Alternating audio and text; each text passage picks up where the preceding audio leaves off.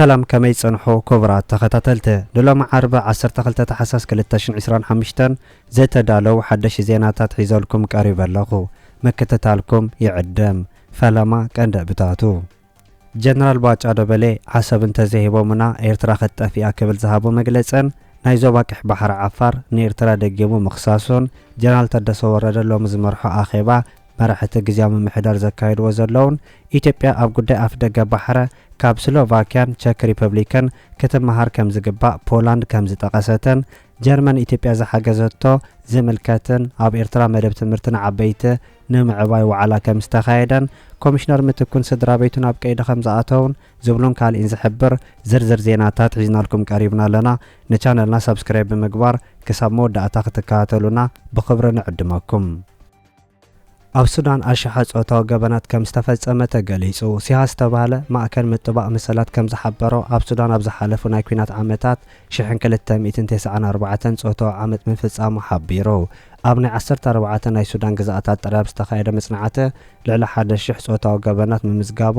ኣዝዩ ኣተሓሳሳቢ ምዃኑ ዝሕበር ትመርዋ ሓበሬታ እቲ መጽናዕቲ ካብ 2023 ክሳብ 2025 ኣብ ዝነበረ ግዜ ምክያዱን ኣፍሊጡ ኣሎ ዝበዝሕ ካብቲ ጾታዊ ዓመጽ ብወተሃደራት RSF ምክያዱ ዝሕበር እቲ መጽናዕቲ እቶም ወተሃደራት ንዝራኸብዋ ጓል ኣንስተይቲ ናይ ምዕማጽ ባህሊ ከም ዘለዎምን ኣረዲኡ ኣሎ ናይ RSF ሓይልታት ስርዓታዊ ገበናት ከካይዱ ምጽንሖም ዝሕበር እቲ ናይ መሰል ደቂ ኣንስትዮ ተጣባቂ ውጅለ እቲ ናይ RSF ገበናት ኣብ ሰለስተ ከም ዝኽፈልውን ገሊጹ ኣሎ ገዛውቲ ንጹሃት ሰባት መርሳይ ፈለማ ዘጋጥም ክኾን እንከሎ ጸኒሑ ናብ ህዝባዊ ጎደናታትን ዕዳጋታትን ክሰጋገር እንከሎ ኣብ መወዳእታውን ደቂ ኣንስትዮ ካብ ገዛውትን ብምውሳድ ብጉጅለ ምዕማጽን ጉድድ መርዓ ምፍጻም ከም ዝርከቦ እቲ ጉጅለ ሓቢሩ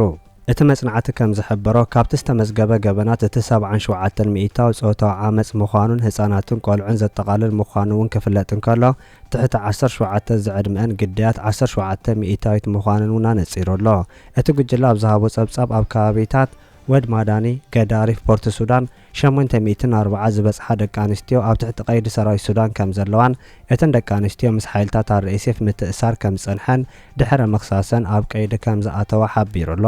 291 ዝቁጸራ ደቂ ኣንስትዮ ዳሃይን ጠፊኡ ከም ዘለውን ወይ እውን ብሓይሊ ተወሲደን ከም ዘለዋውን ዝሕበር እቲ ጸብጻብ ገለ ካብቲ ዘስቅቕ ገበን ዝድሓና ደቂ ኣንስትዮ ነብሰ ቀትለት ምፍጻመሙን ብተወሳኺ ገሊጹሎ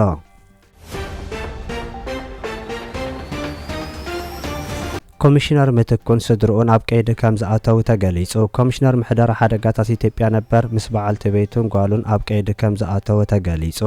ኮሚሽነር ኮሚሽን ምሕደራ ሓደጋታት ምትኩ ካሳ ምስ በዓልቲ ቤቱን ጓሉን ኣብ ጉዳይ ምጥፍፋእ ከም ዝተኸሰሱን ናይ ተኸሲ ገበነኛታት ኮይኖም ብምርካቦምን ማእሰርቲ ከም ዝተበየነሎም ምንጭታት ካብቲ ከባቢ ይገልጹ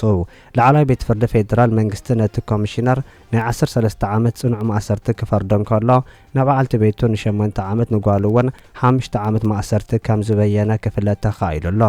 እቲ ኮሚሽነር በናይ ምጥፍፋእ ገበን ተኸሲሱ ኣብ ዝሓለፈ እዋናት ኣብ ቀይዲ ከም ዝኣተወ ዝፍለጥ ኮይኑ እቲ በዓል መዝነበር ምስ ትካል ገባርስና ኤልሻዳይ ብምትሕባር ፈጺሙ ብዝተባሃለ ገበን ብልሽውና ተጠርጢሩ ከም ዝተኣሰረ ምርመራ ገበን ፖሊስ ፌደራል ኣብቲ እዋን ገሊጹ ምንባሩ ይዝከር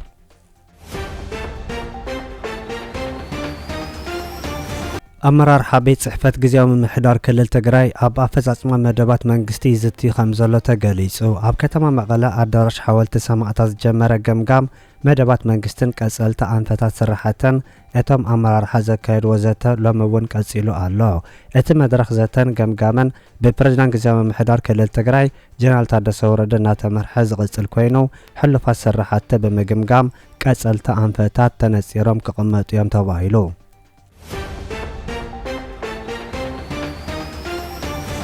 جرمن إثيوبيا حجز مهاباتا جاليسو جرمن كاب 2025 كساب 2027 نيثيوبياوያን ናይ ሓገዝ ውጥን ምግባራት ተገሊጹ ኣብቲ ናይ ሓገዝን መዋላ ንጥፈት ጀርመን ኢትዮጵያ ናይ 206 ሚልዮን ዩሮ ሓገዝ ክትባን ከላ ኣብ ቁጠባውን ሕርሻውን ንጥፈታት ዝውዕል ምዃኑ ተገሊጹሎ ክልቲኦም ወገናት ኣብ ጸጥታውን ክሊማውን ዛዕባታት ከም ተዘራረቡን ክሕበር እንከሎ ናይ ጀርመን ውልቃዊ መደባትን ድሌታትን ኣብ ኢትዮጵያ ብሰፊሑ ከም ተዘራረበሉን ክፍለጥ ተኻኢሉሎ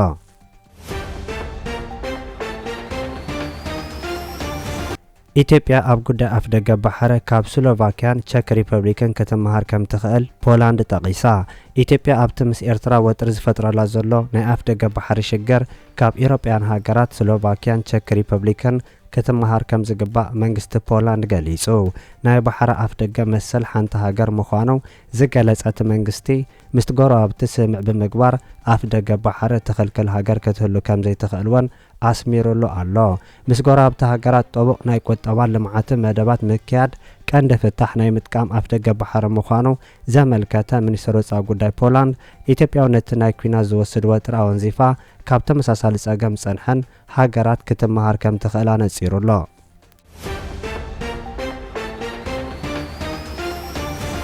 ኣብ ኤርትራ መደብ ትምህርቲ ንዓበይቲ ንምዕባይ ዋዕላ ተኻይዱ። ኣብ ኤርትራ ኣብ ከተማ ከረን ኣብ ዝተኻየደ ኣኼባ መደብ ትምህርቲ ዓበይቲ ንምዕባይ ኣብ ዝግበር ጻዕረ ተሳትፎ ኩሎም መሻርክቲ ኣካላት ክህሉ ጻውዒት ቀሪቡ። ኣብቲ ኣኼባ ኣመሓዳር ዞባ ዓንሰባ ሓለፍቲ ክፍልታት ዞባ ከምኡ ውን ካብ ንኡሳን ዞባታት ወከልቲ ህግደፈን ቤት ጽሕፈት ትምህርትን ተራኺቦም እምባሮም ዝተሓበረ ክኸውን ከሎ ኣብቲ ኣኼባ ኣብ ዞባ ዓንሰባ ዘሎ ምዕባለ ትምህርቲ ንዓበይቲ ዝምልከት ናይ 5 ዓመት ጸብጻብ መቕራቡን ተሳተፍቲ ብዛዕባ እቲ ጸብጻብ ሰፊሕ ዘተ ከም ዘካየዱ እውን ተገሊጹሎ።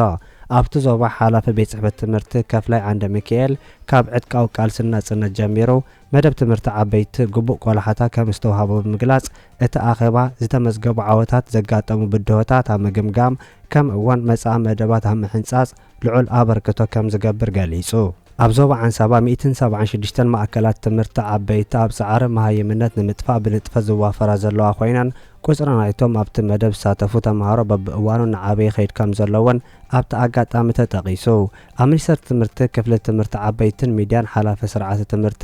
ትካቦ ኣይሙት ቀንዲ ዕላማ ናይቲ ኣኼባ ቀዳምነታት ምልላይ መስርሕን ኣፈጻጽማን ዝተመዝገቡ ዓወታትን ምንጻር ንመጻኢ ናይ 5 ዓመት መደብ ምሕንጻጽ ከምኡ ውን ሓባራዊ መረዳእ ምፍጣር ምዃኑ ምግላጹ እውን ብተወሳኺ ተሓቢሩሎ። ኣመሓዳርቲ ዞባ ኣምባሳደር ዓብደል ሙሳን ኣብ ሚኒስትር ትምህርቲ ዋና ዳይሬክተር ትምህርትን ሚድያን ኣቶ ገብረዝጊ ደማመን እቲ መደብ ትምህርቲ ንዓበይቲ ንጹር ረኣይ መንግስቲ ዘምስክር ምዃኑ ብምግላጽ ኩለን ትካላት ኣብ ተግባሮ ተሳትፎ ክሕይላ ምጽውዕ እውን ተገሊጹሎ።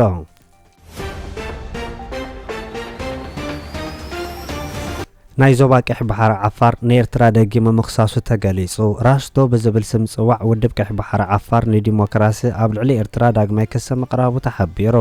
እቲ ንደቂ ዓፋር ጠርኒፉ ኣብ ሓደ ክእክብ ዝደሊ ውድብ ንመንግስቲ ኤርትራ ኣብ ምግሃ ሰብኣዊ መሰላት ህዝቢ ዓፋር ከሲስዎ ምንባሩ ዝፍለጥ ኮይኑ ሕጂ እውን መንግስቲ ኤርትራ ነቲ ኣብ ኤርትራን ኢትዮጵያን ዝርከብ ዓፋር ንምትፍናን ይሰርሕ ከም ዘሎ ብምግላጽ ዳግማይ ክሲ ምቕራቡ ተሓቢሩ።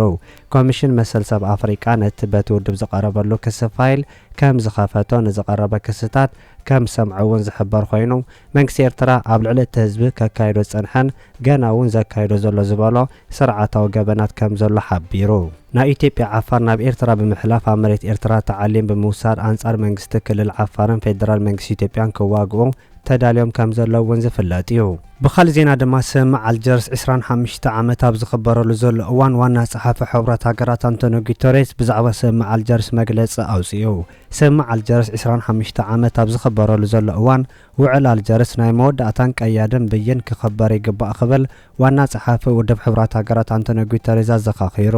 ብመሰረት ውዕል ኣልጀርስ ተሰየሙ ኮሚሽን ዶባት ኤርትራን ኢትዮጵያን ብ13 ሚያዝያ 2002 ቅድሚ 23 ዓመት ናይ መወዳእታን ቀያድን ብይን ሂቡ እዩ።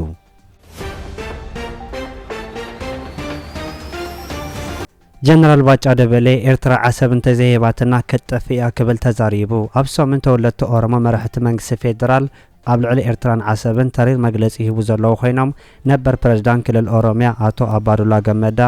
ዓሰብ ናይ ኢትዮጵያ ወሎ እምበር ናይ ኤርትራ ኮይና ኣይትፈልጥ ምባሉ ይዝከር። ጀነራል ባጫ ደበሌ ትማል ኣብ ዝሃቦ መግለጺ ድማ ኤርትራ ንዓና ናሓመሰት ብሰላም ክትነበር ኣይትኽእልን ብምባል ዓሰብ እንተዘይመሊሶምልና ክጠፍኡ እዮም ኢሉ። ጀነራል ባጫ ደበሌ ኣብ ዝሃቦ መግለጺ ብዝኾነ መንገዲ ኣፍ ደገ ባሕርን ዓሰብን ክነመልስ ኢና ዝበለ ኮይኑ ንዓና ናሓመሱን እናረበሹን ንሶም ብሰላም ክነብሩሉ ዝኽእል መንገዲ ካብ ብሕጂ ኣይክህሉን ኢሉ።